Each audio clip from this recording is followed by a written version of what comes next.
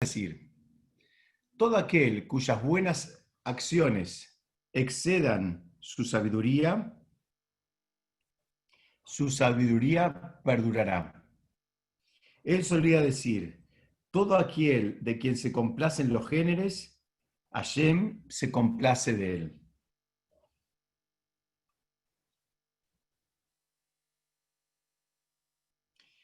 Vamos a dejar acá.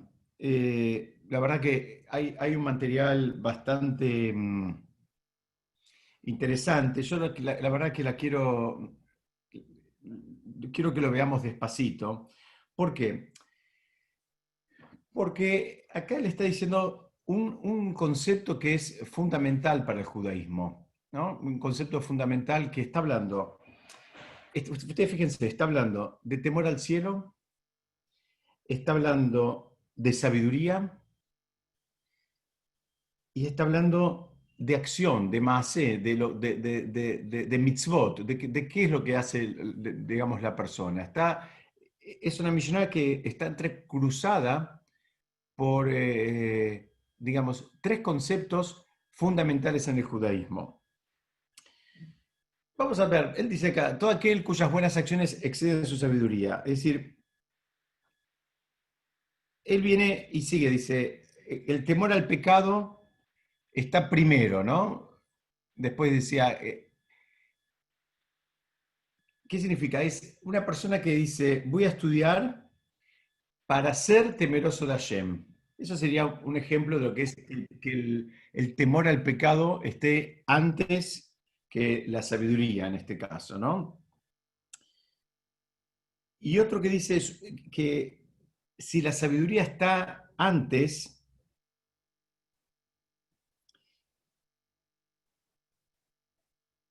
que su temor al pecado, ¿cómo podemos explicar esto? Dice que es una persona que estudia, que digamos, que tiene conocimiento, o sea, es una persona que tiene sabiduría, pero no llegó al nivel de temor al pecado. ¿Qué significa que no llegó al nivel de temor al pecado? Primera definición, un poco fuerte, pero es una definición que trae los Jajamim. Dice, es una persona que estudia la Torá como si estuviera estudiando cualquier otra disciplina. Y lo peor de todo, dice, todo lo que él aprende, él no tiene la intención de ponerlo en práctica. Entonces él estudia para saber, ¿no? Como dijimos, creo que la semana pasada o la anterior, estudia como si fuera que está estudiando música o historia del arte o filosofía o cualquier otra disciplina. Está acumulando conocimiento. Y acá tenemos una primera gigante diferencia entre lo que es estudiar Torah y lo que es estudiar, digamos, otras cosas. El estudio de Torah requiere que la persona, digamos, se involucre a un nivel absolutamente distinto que con cualquier otra disciplina, ¿no? El ejemplo que estudiamos en algunas otras oportunidades es, a priori, una persona estudia, no sé, 5 o 6 años una carrera universitaria y ya le dan un título y se supone que ya, digamos, domina esa disciplina. En el mundo de Torah es totalmente distinto. En el mundo de Torah es la persona necesariamente debe seguir creciendo, debe seguir cultivándose, debe seguir avanzando. Básicamente debe sentir que nunca llegó. Ese es el primer concepto. Pero el concepto que va, el estudio tiene que terminar, digamos, entrando en la persona, tiene que terminar generando un impacto en la persona. Si la persona sigue acumulando información, muy bien, lo que va a terminar siendo es eso. Pero ayer no quiere enciclopedias caminando. Ayer no quiere, digamos, bases de datos caminando. Porque hoy en día, digamos, está al alcance de todos nosotros.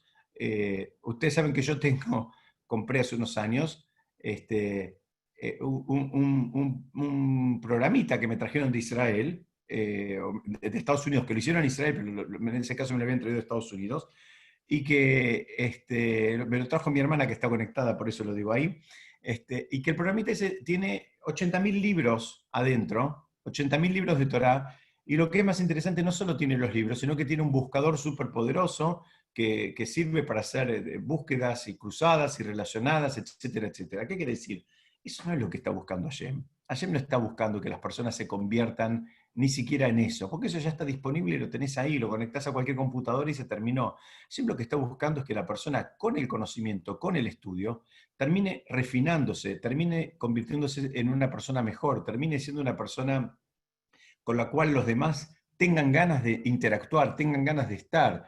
Una persona con la cual, a la cual nadie le diga, discúlpame, ¿por qué no te callas, por favor? Al revés, tenés ganas de escucharlo, te resulta agradable, te resulta enriquecedor, te resulta alguien que digamos, te agrega. Entonces, en un plano tenemos que entender esta primera definición. ¿Qué significa? Que una persona que, digamos, su sabiduría llega antes que su temor al pecado, ¿qué significa? Él no entendió todavía la diferencia entre estudiar Torah y estudiar otras cosas. Entonces, como él no entendió esa diferencia, él piensa que es todo lo mismo. Como él piensa que es todo lo mismo, simplemente piensa que es, una vez más, acumular información, memorizar, saber, pero la Torá tiene digamos, es una avenida de dos manos. Por un lado decimos, Lishmor Belazot, hay una parte que tiene que ver con el conocimiento y una parte que tiene que ver con la acción. Entonces, si nos quedamos solamente con una actitud donde queremos tener el conocimiento, pero no tenemos ninguna intención de llevarlo a la práctica, bueno, estamos encasillados o encuadrados dentro de la definición que trae la Mishnah, como aquellas personas que la sabiduría viene antes que el temor al pecado. ¿Qué quiere decir? El temor es una palabra que en castellano no tiene la misma connotación que en hebreo. Cuando la Mishnah habla de Irat Shamaim, habla de temor al cielo, el temor divino, es un temor reverencial, significa que está entendiendo, digamos, la importancia de lo que está haciendo, tanto cuando estudia como cuando hace una mitzvah. No piense la palabra temor como miedo, no es sinónimo de miedo, es sinónimo de entender la verdadera, digamos, dimensión de lo que significan los espacios de Torah y mitzvot. Eso sería, podríamos empezar a tratar de entender la definición de Irat Shammai. Y sigue, estoy repasando primero por afuera con ustedes, sigue, dice, aquel que tiene digamos, más acciones que sabiduría, sería aquella persona que tal vez cumple más mitzvot independientemente del conocimiento técnico, de formación que tenga en relación a esas mitzvot. Una persona que cumple y tal vez él no necesita saber mucho más. Esto lo van a encontrar mucho en generaciones anteriores a la nuestra. Hoy vivimos en una generación que todos queremos saber, queremos entender, y si no lo entendemos, no me cierra, no lo puedo procesar. En generaciones anteriores a la nuestra cumplían muchísimo la Torá y las mitzvot, hay veces con el 1 por 1000 de información que tenemos nosotros. ¿Saben qué? No la necesitaban. Era un nivel de conexión con Hashem que no lo piensen como un nivel menor, ¿no? Alguien podría pensar, bueno, el que sabe más es un nivel más elevado. No lo piensen así, porque no necesariamente es así. Es un nivel los Jajamim lo llaman, es un nivel de temimut, de integridad y de simpleza. ¿Qué significa? No necesitaban, digamos, saber todas las cuestiones técnicas. Si a él, su papá o su abuelo le había dicho que tal mitzvah se hacía de tal manera, punto, alcanzaba. No importaba saber de dónde viene y los detalles y por qué así y por qué no de otra manera. En fin, le alcanzaba con esa, digamos, información y él, si así lo, digamos, lo recibía, así lo aceptaba. Ustedes saben que la persona tiene que desarrollar también ese concepto de poder, digamos, conectarse con la Torah y con las mitzvot independientemente que no la entienda. Y así explican los Jajamim, dice, la persona es cuando se construye espiritualmente hablando, se tiene que construir, digamos, con dos grandes pilares, y que nadie piense que con uno solo alcanza. Hacen falta los dos pilares y hacen falta que estén bien sólidos los dos. ¿Cuáles son esos pilares? Uno es el pilar del conocimiento, y en esta Mishnah está hablando de mucho de eso. O sea, la persona tiene que construirse a partir de estudiar y de saber, digamos, sentirse seguro de lo que hace y sentirse seguro independientemente de las influencias y de las modas, digamos, y está muy bien que pueda, digamos, investigar y aprender y entender la relación causa-consecuencia de las cosas, o al menos aspirar a entender la relación causa-consecuencia de las cosas. Dicen, pero la persona también tiene que tener digamos, un nivel más simple.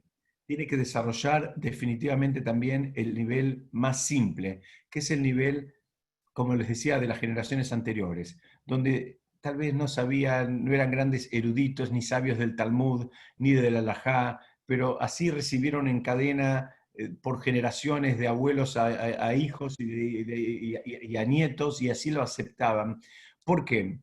Porque dicen que lamentablemente si la persona se construye y construye su vínculo espiritual exclusivamente desde la lógica intelectual y que las cosas le cierran. Entonces, él estudia algo, le cierra, entonces lo empieza a poner en práctica. Y así, Besat Hashem, puede pasar con un montón de mitzvot, con un montón digamos, inclusive costumbres que tenemos nosotros como pueblo judío. Pero ¿qué pasa? Dicen los jajamim. Puede haber un momento en que la vida te presenta una situación donde intelectualmente no lo puedes entender.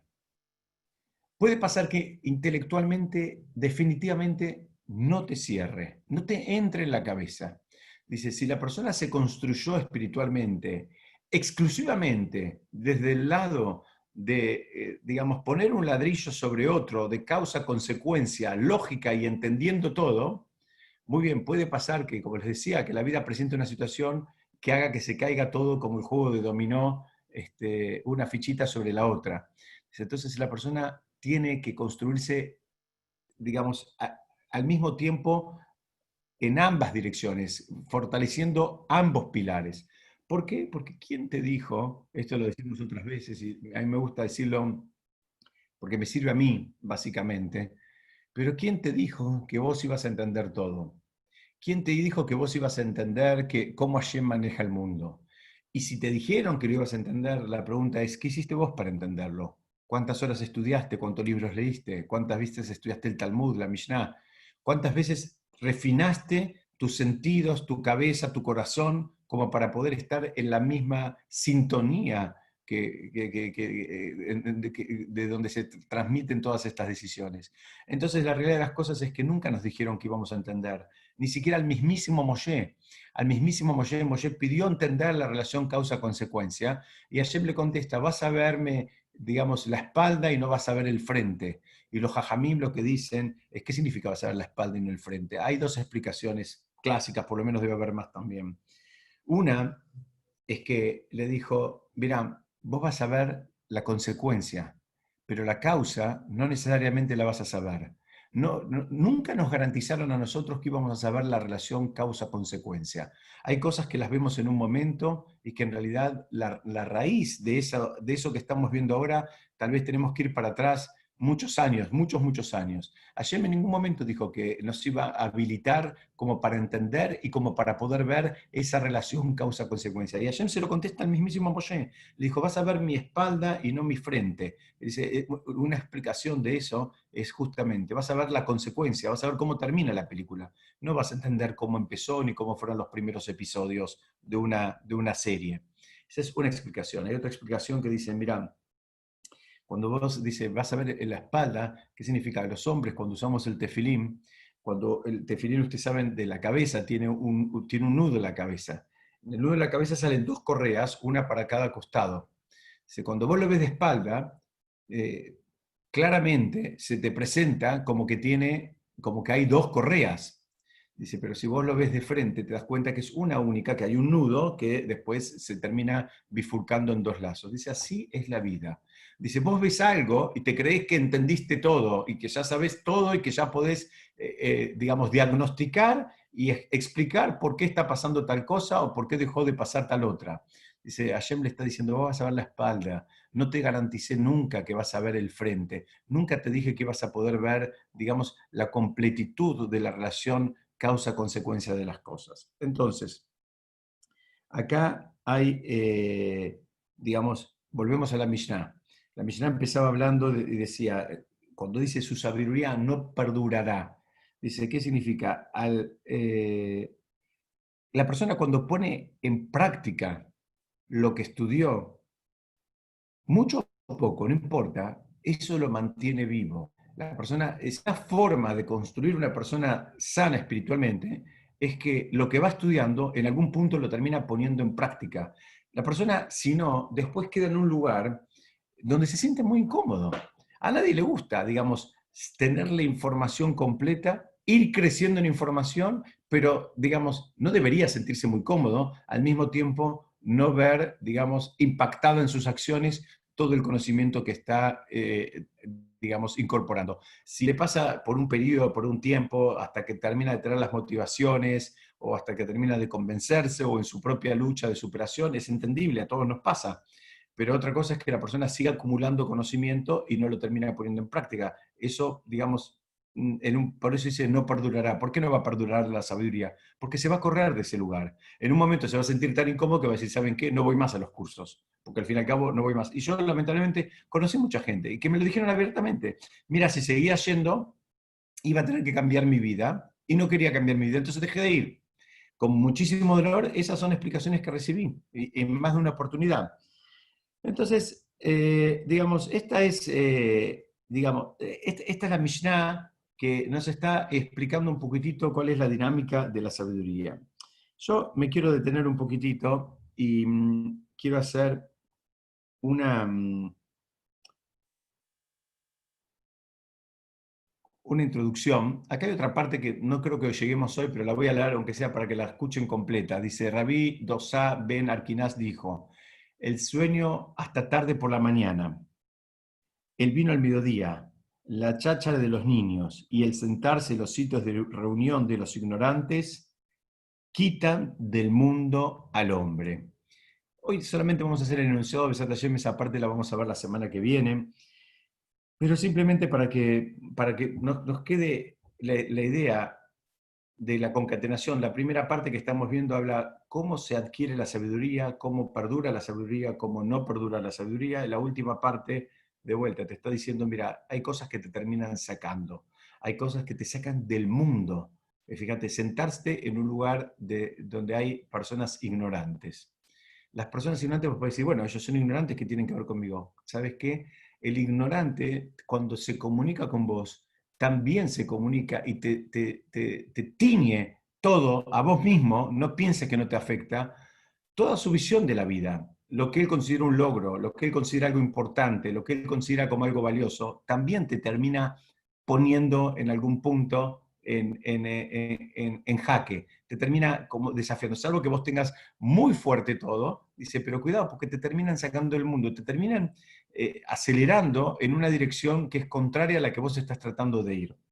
Yo ahora voy a retomar y quiero hablar con ustedes un poquitito de, digamos, el autor, a pedido de Betina, que la semana pasada me pidió que haga una introducción como solía hacer siempre, que la semana pasada me salté, vamos a hacer una introducción del autor de la Mishnah. La primera parte de la Mishnah es Rabbi Hanina ben Dosa, que fue uno de los primeros sabios mencionados en la Mishnah, tanto en Pirkei Avot como a lo largo del Talmud, es bastante mencionado. Vivió en el norte de Israel en la época cercana a la destrucción del Segundo Templo y fue alumno de Rabbi Yohanan ben Zakkai. Él era muy famoso, era una persona misericordiosa, bondadosa, buena, pero básicamente, ¿saben por qué era muy famoso? Porque era hacedor de milagros. Rabbi Hanina ben Dosa era hacedor de milagros. El Talmud trae una serie de relatos realmente bastante impresionantes acerca de su vida y de su interacción con el mundo, digamos, espiritual y material, y en un ida y vuelta de situaciones milagrosas, no muy presente en el resto del Talmud. Yo quiero compartir con ustedes algunas para que por lo menos estemos en sintonía con el autor de esta Mishnah y seguramente a todos nos va a dar más ganas, al menos me pasó a mí, de escuchar qué tenía para enseñarnos este gigante del Talmud que se llamaba Rabbi Hanina ben Dosa. La mayoría de lo que voy a contarles hoy está en el Tratado Ta'anit del Talmud, está entre la página 24, 25, 26, ahí están estas historias, pero hay otras más que hoy digamos, no las vamos a no nos vamos a detener en ellas, pero está mencionado también en el Tratado del Talmud. Dice en Ta'anit, les decía en la página 24b, que a diario en su época salía una voz del Shamaim. Esto era algo que lamentablemente también se perdió cuando se destruyó el templo. Se perdió esa revelación divina, que es que salía una voz del Shamaim y hacía anuncios. ¿Y qué decía esa voz del Shamaim? Decía: el mundo entero es alimentado en mérito de mi hijo Haniná, pero en relación a él mismo le alcanza con una medida de algarrobo de Shabbat en Shabbat. ¿Qué significa esto? Él decía que Rabí Haniná Mendoza era tan tzadik, o era el tzadik de la generación, que en mérito de él el mundo entero se alimentaba. Pero también aclaraba esa voz celestial que bajaba del Shamaim, que él mismo no necesitaba nada. Y esto también te está marcando un poquitito el nivel espiritual de la persona. Dice, se arreglaba con una medida de algarrobo de semana en semana. ¿Qué significa? Con lo mínimo se está arreglando. Los jajamim nos explican que hay una relación entre, digamos, la vida espiritual de la persona y, si se quiere, la desesperación material de la persona. Y acá no estoy diciendo que tengamos que vivir de la caza y de la pesca, no hay ningún problema, hace falta, digamos, lo decimos siempre, la persona necesita dinero, necesita fondos, necesita lo que necesite para vivir, para educar a los hijos, para tener una linda casa, para cumplir las mitzvot. Sabemos que las mitzvot cuestan plata, la mayoría de las mitzvot, casi todas cuestan plata, y, las cosas que tienen que ver con mitzvot, además de que cuestan, habitualmente cuestan más que lo que cuestan cosas similares fuera del mundo de Torah Mitzvot. Y esto hay que internalizarlo y saber que esa es la dinámica. Tal vez posiblemente es porque seguramente es algo valioso, y a partir de que es algo valioso, bueno, también tenemos que estar dispuestos a pagarlo, digamos, a pagar por eso. Pero esta primer enunciado del Tratado Ta'anit lo que está diciendo era: mira, él no necesita nada. No pienses que la abundancia bajaba para él porque era, digamos, una persona que era un imán para esa abundancia. Era un imán, pero para los demás, no para él. De hecho, el Talmud trae un montón de historias porque él vivía, digamos, bordeando realmente la pobreza. Hay una historia que trae muy fuerte el Talmud, que la esposa de él, en Erev Shabbat, los viernes, antes de que, digamos, durante el día, antes de que empiece Shabbat, solía quemar en el horno papeles o ramas, hojas, como para que los vecinos piensen que estaba cocinando algo, cuando en realidad no tenía nada dentro del horno. Y una vez, una vecina un poco descarada, sabiendo que había algo ahí medio raro, que no había fondos en esa casa, que no había medios, fue y le dijo: mirá, yo sé que en tu casa, yo sé que vos no tenés nada, así que a mí no me vas a mentir. En fin, fue y la provocó un poco, le dijo: a ver, mostrame el horno. Y ahí la historia es que se produjo un milagro y aparecieron unos panes adentro de ese horno que, por supuesto, digamos,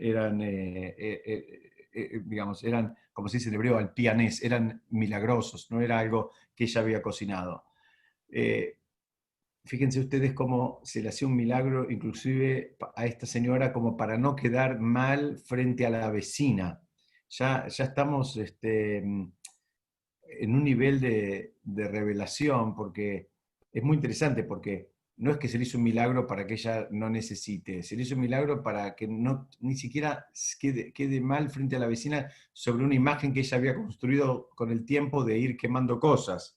Hay otra historia también muy famosa, son famosas estas historias, pero está bueno que las veamos juntos, que trae que una vez llegó a la casa Rabbi Hanina ben Dosan, y la hija era Shabbat, y la hija estaba triste, y él le preguntó: ¿por qué estás triste? Y él le dijo: mira, me equivoqué, tenía que prender las velas con aceite, y en lugar de prender las velas con aceite, las prendí con vinagre. Entonces la chica estaba angustiada porque todos sabemos que el vinagre no es un elemento, digamos, que haga combustión, entonces se le iban a apagar enseguida. Rabbi Hanina Mendoza la miró y le dijo: el que le dice al aceite que encienda, le va a decir al vinagre que enciende: quédate tranquila. Y dice ahí, el Talmud trae que las las velas de Shabbat duraron prendidas hasta el Abdalá, hasta que terminó Shabbat. O sea, un milagro doble. No solo que duraron lo que duran habitualmente, tal vez un par de horas, sino que duraron más de 24 horas hasta que terminó Shabbat. Una vez más, vemos cómo digamos, estas personas que podían actuar, digamos, haciendo la voluntad de Hashem permanentemente, despojándose del mundo material, para él no, digamos, no quería nada, no pretendía nada, entonces estas personas conseguían a su vez que, como explicamos en otra oportunidad, ¿no? Habitualmente los jajamim lo explican como si fueran conjuntos, ¿no? Entonces dicen, a veces hay un conjunto, imagínense una circunferencia, que esa es la voluntad de Hashem, y hay otra que es la voluntad de la persona. Hay veces, digamos, hay una intersección chiquitita, entonces coincidimos en algo, entre lo que Hashem quiere que hagamos y lo que hacemos nosotros, hay una coincidencia pero pequeña. Hay veces hay una intersección mayor y a veces esa intersección es completa que quedaría como si fuera un eclipse. Bueno, estos jajamim, que su vida era absolutamente de acuerdo a los parámetros de Hashem, bueno, podían hacer milagros, es por eso que hacían milagros, no es que era magia, era que como él vivía de acuerdo a como Hashem dice, lo que él termina diciendo, Hashem lo termina haciendo. Perdónenme si parece un juego de palabras, pero no es un juego de palabras. Entonces, yo les quiero compartir con ustedes una de las historias más fuertes que trae en relación a Rabbi Hanina ben Dosa, que cuenta que una vez la esposa le dijo, mira, no puedo más con esta pobreza. La esposa es como que entre comillas, se le quejó. Le dijo, escúchame, vos no podés hacer tefilá para que nos vaya un poco mejor, ¿no? Le dijo, porque estamos siempre, digamos, tan apretados económicamente. Le dijo, ¿por qué vos siendo, digamos, aclaro que este rab era un rab a quien le pedían que interceda y haga rezos cuando había épocas de sequía, digamos, eso generaba una hambruna. Entonces, él era el que tenía la llave con su tefilá de abrir, digamos, el Shamaim y que caigan las lluvias. Entonces, estamos una persona que hacedor de milagros, pero comprobados y públicamente. Entonces, la esposa le dijo, mira, hace algo, hace algo. Entonces, sé que él hizo tefilá, y al otro día le cayó del Shamaim, dice, fue un milagro, una pata de una mesa de oro. Ahí yo puse una imagen que encontré que tal vez nos puede ayudar a tratar de retener en nuestra cabeza este concepto. Pero a él le cayó una pata de una mesa de oro. Entonces, digamos, con la idea de que vendan el oro y punto, una pata de oro macizo, ustedes saben, en cualquier época, en cualquier lugar, siempre es algo valioso, se puede vivir, me imagino yo, un tiempito largo con el valor del peso de una pata de una mesa, pero de oro macizo. Y así fue la historia. Le llegó del Shamaim, le llegó una pata de una mesa de oro en este caso. Y cuenta ahí el Talmud que la esposa al otro día, o esa noche mismo, se fue a dormir y soñó que ella estaba con el marido en el Gan Eden, en el mundo venidero, y que todos los grandes tzadikim estaban sentados en sus mesas y que a su mesa le faltaba una pata. Entonces, al otro día vino y le dijo al marido, le dijo al rab, dijo, mirá, esto no es gratis, esto es algo que nos mandaron de algo que nos tocaba en el Olam Habá, en el mundo venidero. Dijo, y si es así, yo no lo quiero. Dijo, si es así, yo no lo quiero. Dice, por favor, le dijo, vos que sos tan tzadik, dice, hace una tefilá y que se lo lleven. Cuenta ahí la Gemara que finalmente él hizo una tefilá y bajó una mano del Shamaim, bajó una mano del cielo, agarró la pata y se la llevó de vuelta. Y ahí trae el Talmud, e inclusive los comentaristas explican que este segundo milagro fue todavía más grande que el primero. Dice que fue más grande el milagro de que se lleven la pata a que la manden. Dice, ¿por qué? Dice, porque, digamos, la dinámica normal es que del cielo manden cosas, pero no hay una dinámica que del cielo se lleven cosas materiales de este mundo. Dice, entonces hubo que romper la dinámica, la dinámica normal para que, digamos, esta señora y o esta rabanit y el rabbi, el marido, digamos, estén tranquilos en tanto y en cuanto les estaban garantizando qué pasó acá, qué significa lo de la pata de oro. Explican, literalmente significa eso, pero explican también hay otra cosa atrás. O sea, que la persona, ustedes saben que, permítanme la expresión, pero dicen que la persona tiene la chance de birlarle una bendición a Shem. ¿Qué significa? De arrancarle algo. La persona puede pedir algo tanto que al final, ¿sabes qué? De arriba le dice, bueno, ¿sabes qué? ¿Lo querés tomar? Te lo doy. El problema que hay, y uno lo tiene que tener en cuenta en sus tefilot, que a veces esas cosas no son gratis. Hay veces las cosas son, digamos, a cuenta de otras más grandes que tenían reservadas para nosotros. Entonces, lo que esta historia del Talmud está enseñándonos es que, y no es una actitud conformista, no es ser conformista, no es una actitud naif, no es algo infantil tampoco. Es una actitud de entender de que Hashem está manejando el mundo y que no se equivoca y que no se fue a ningún lado y que cada uno tiene las herramientas que necesita para hacer lo que tiene que hacer en este momento. Y no le falta nada. Las herramientas que necesitas para hacer lo que tenés que hacer son las que tenés. No pienses que si yo tuviera tal otra herramienta, haría lo que tengo que hacer un poco mejor. Tal vez lo harías un poco más cómodo, seguramente, pero no pienses que lo harías un poco mejor. ¿Por qué? Porque Hashem sabe cuáles son las herramientas que necesitas y son esas las que te manda. Y a veces nos, digamos, paralizamos esperando que en algún momento tengamos otras herramientas que, ¿sabes qué? No van a venir, porque no las necesitas. Ese es el concepto.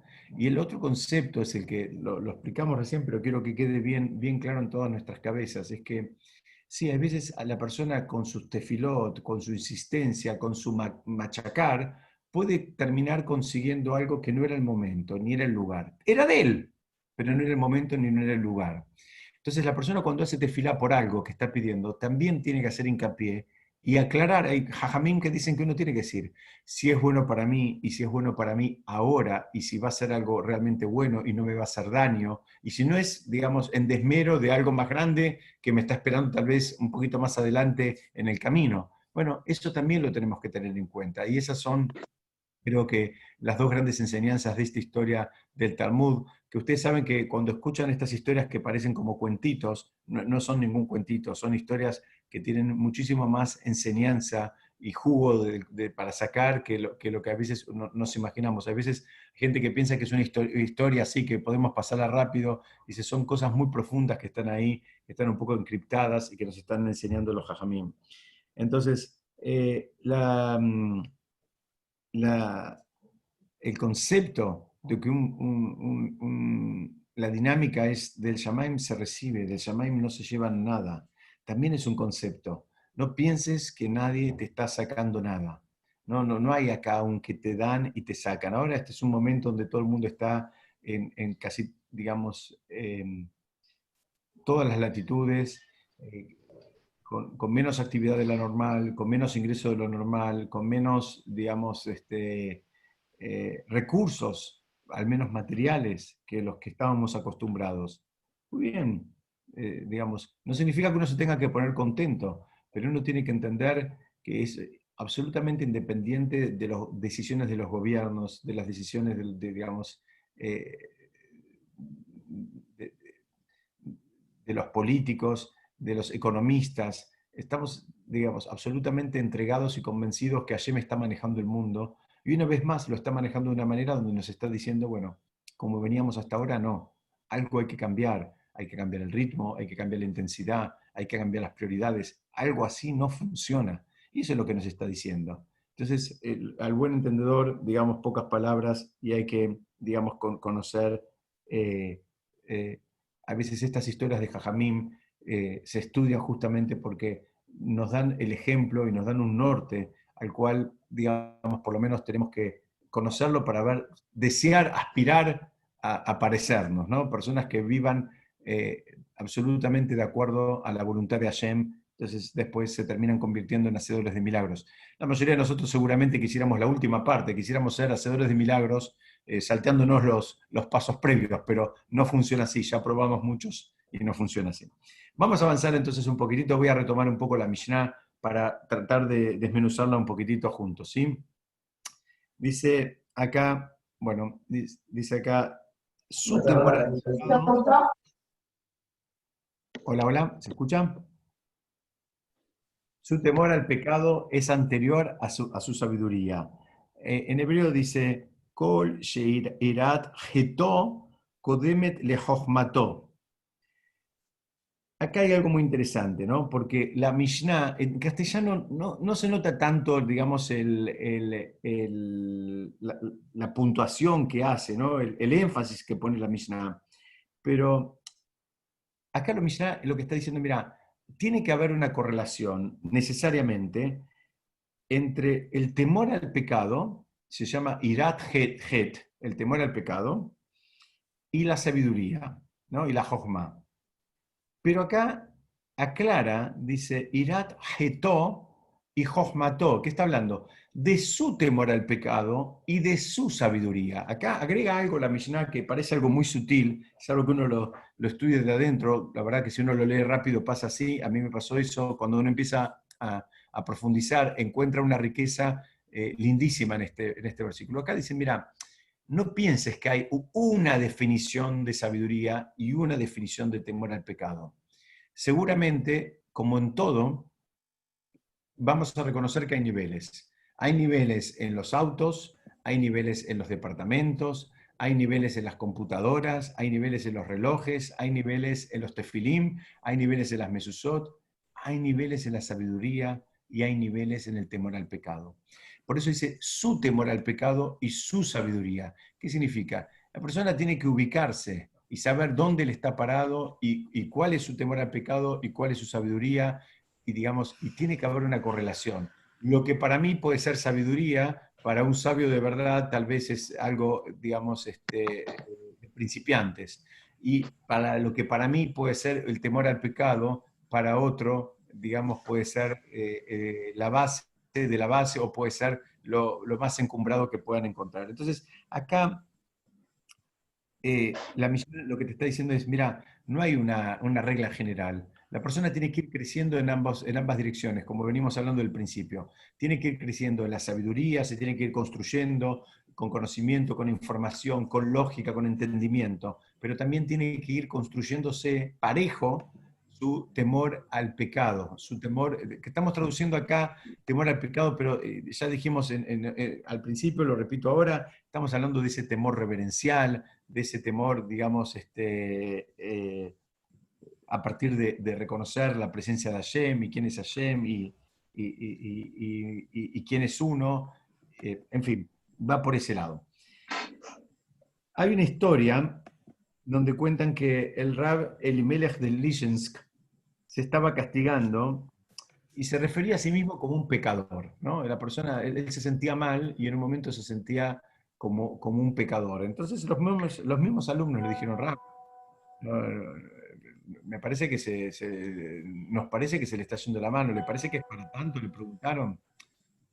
Entonces él les explicó, como solían enseñar, con una parábola. Y él les dijo, o miren, dice, imagínate un rey que quiso renovar su castillo y contrató, digamos, a un arquitecto y también contrató a un ejército de operarios, de obreros.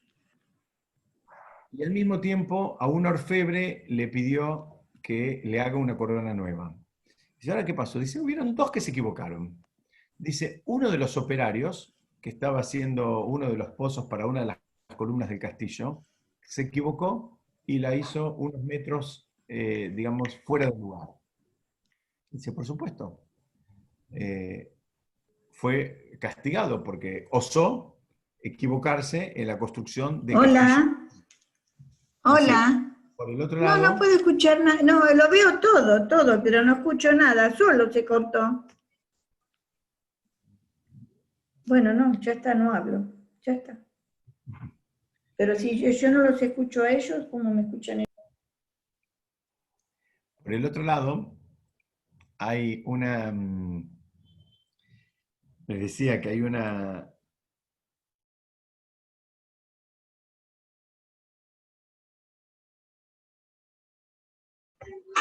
Moreno, lo escuchamos. ahí está.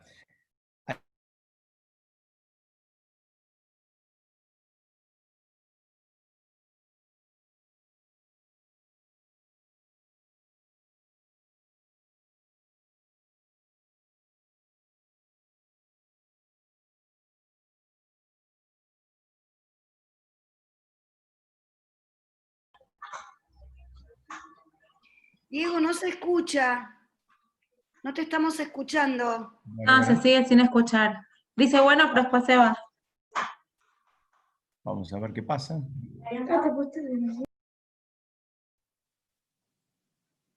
¿Ahora me escuchan? Hola, hola, hola.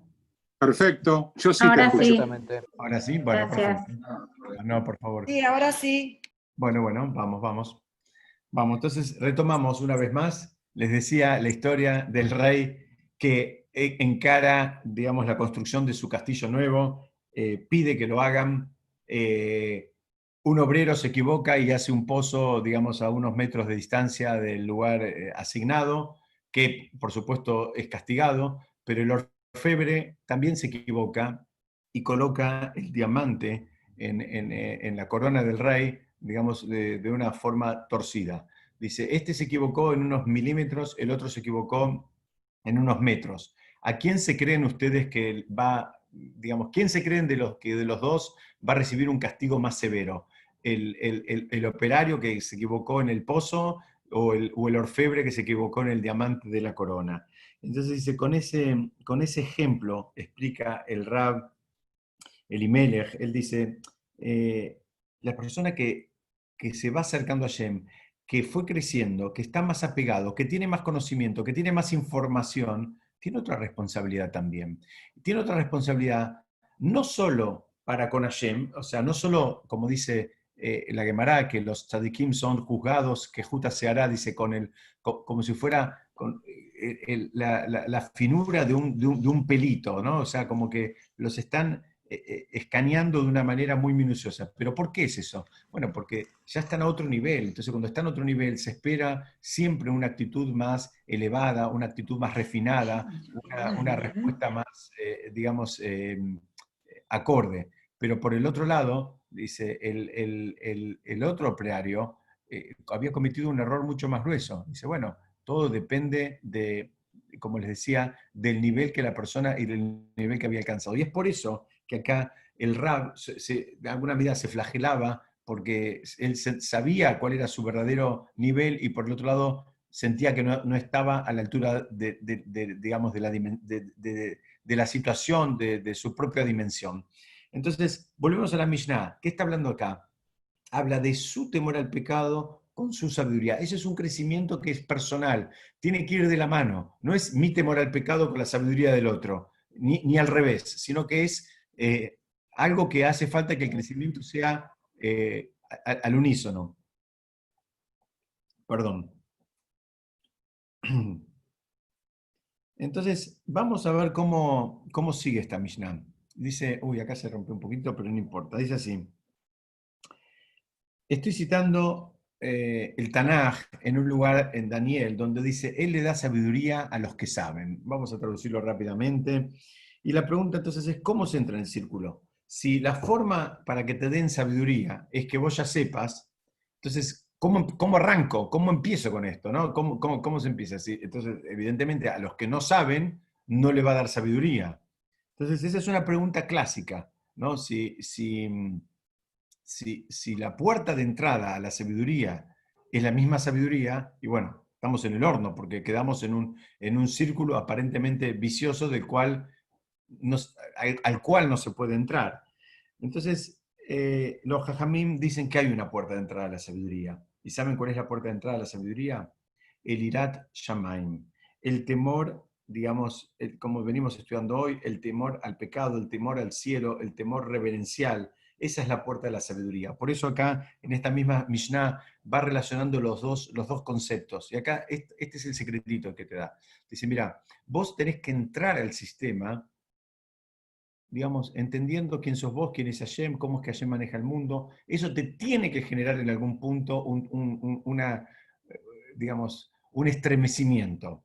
Dice, ese estremecimiento, cuando vos te das cuenta de que hay algo y que es algo fuerte y que hay una conexión, dice, bueno, eso te termina abriendo las puertas de la sabiduría. Ahí van a aparecer los libros, los maestros, las clases, los shurim, los Zoom. Ahí empiezan a aparecer otras cosas. ¿Por qué? Porque la persona ya tiene el modo y está conectada como para percibir la verdadera sabiduría, que diferenciamos al principio del encuentro de hoy, entre una sabiduría, digamos, secular y la sabiduría de la Torá. La sabiduría de la Torá, para que perdure, para que sea de verdad, necesariamente tiene que pasar con esta dinámica. Tiene que haber ese temor al cielo, tiene que haber ese estremecimiento. Y ese es, digamos, lo que está pidiendo, ¿no? Lo que está pidiendo la Mishnah, que la persona entienda y que actúe de esa manera. Moshe mismo dice, advierte al pueblo en uno de sus digamos, últimos discursos, y le dice, ahí está el versículo en Ibrit, yo lo voy a decir en castellano para hacerlo más rápido, dice, y ahora Israel, ¿qué es lo que Hashem te pide? Dice, ¿qué le pide? Dice que le temas a Hashem. Insisto 1000 veces más, por favor, no asocien la palabra temor que estamos mencionando hoy con el miedo que una persona puede tener a cualquier situación, digamos, de la calle. Este es un temor absolutamente distinto. No tenemos en castellano una palabra para... En hebreo sí hay distintas palabras. Hay pajad y hay irat, pero en castellano tenemos una sola palabra y no tiene el mismo impacto que le queremos dar y que en realidad que le da la misma Mishnah. Entonces no lo asocien, por favor. Entonces, ¿cómo terminamos? Tenemos que terminar entendiendo. Tenemos que terminar entendiendo que ese temor es el caldo de cultivo, es el puntapié inicial, es lo que te va a ayudar a construirte. Eso es lo que te va a ayudar a construirte, no es la información. Con información ya probaron muchos y no terminó. Lo que termina haciendo efecto es ir desarrollando ese Irat Shamayim, ir conectándote con Hashem. ¿Por qué? Porque dice, si una persona termina teniendo sabiduría, pero no tiene Irat Shamayim, ¿saben qué tiene? Nada. No tiene nada. Es vacío, es mentira, es un engaño. Tiene conocimiento, ni siquiera conocimiento, tiene información. Pero como no hizo nada con esa información, ni para él, ni para los que lo rodean, ¿saben qué tiene? Es nada. Es el programita que tengo para la computadora, que lo puede tener cualquiera. Es tener una biblioteca gigante, no habiendo abierto nunca ningún libro. No tiene nada, no consiguió nada.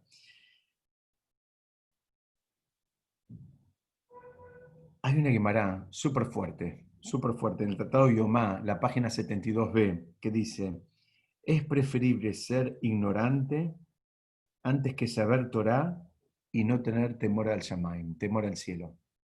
¿Y sabes qué? Es preferible, dice, mejor no haber hecho cosas por no haber sabido, que aún sabiéndolas, que no te haya importado, que no hayas tenido el temor al Shamaim, que no hayas tenido, digamos, esa chispa, eso que te encendió el motor como para ir avanzando. Yo quiero dejar bien en claro que cada uno tiene sus tiempos y que hay que respetarlos y que yo estoy en contra absolutamente de los cambios bruscos. Habitualmente los cambios bruscos terminan también en la nada, ¿no? La gente que pasa de todo nada en una mañana, lo más probable es que también vuelva a la nada en otra tarde. Pero, digamos, tenemos que saber lo que la Mishnah está diciendo. Ustedes vieron que al principio hablaba de lo que va a perdurar y lo que no va a perdurar. Y nos está dando algunas pistas. Nos está dando una pista de cuál es la combinación ideal, digamos, para ir combinando las cosas, ¿no? ¿Cuál es el orden? Dice, bueno, tenés que tener el temor al cielo, mismo Moshe lo dijo, y tenés que tener el conocimiento, la sabiduría, pero tenés que tener primero el temor al cielo. Para terminar, dice, la Mishnah dice, Dice, todo aquel cuya sabiduría sobrepasa sus actos, ¿no? Dice, tampoco su sabiduría digamos, perdura, tampoco queda. ¿Por qué? Porque acá, ¿qué pasó? Acá es, una vez más, la sabiduría, el conocimiento, vamos a llamarlo, ya no siquiera es sabiduría, es información, es conocimiento, son datos. Quedaron en eso. No lo puedo llevar a la acción. Y la Torah es algo que, digamos, necesariamente lo tenemos que llevar a la acción. Decimos todos los Shabbatot en el Kiddush, Asher bara Elohim la'asot, que este es un mundo donde Hashem creó para que hagamos cosas, no para que pensemos cosas, no para que sepamos cosas. Está bien que pensemos y está bien que sepamos cosas, pero la idea es llevarla a la acción. Si vos sabés mucho de la importancia de la mitzvah de ayudar a un compañero, y sabés todos los detalles y sabés las halajot, pero nunca digamos, te moviste para ayudar a un compañero, bueno, algo está fallando acá, algo no está funcionando acá. Digamos, este es usted fíjense la conclusión que trae acá. Acá ya habla, fíjense, ya no habla ni ahora cambió la Mishnah, ahora está comparando. Al principio estaba comparando el temor al cielo con la sabiduría. Ahora está comparando, digamos, la sabiduría con la acción.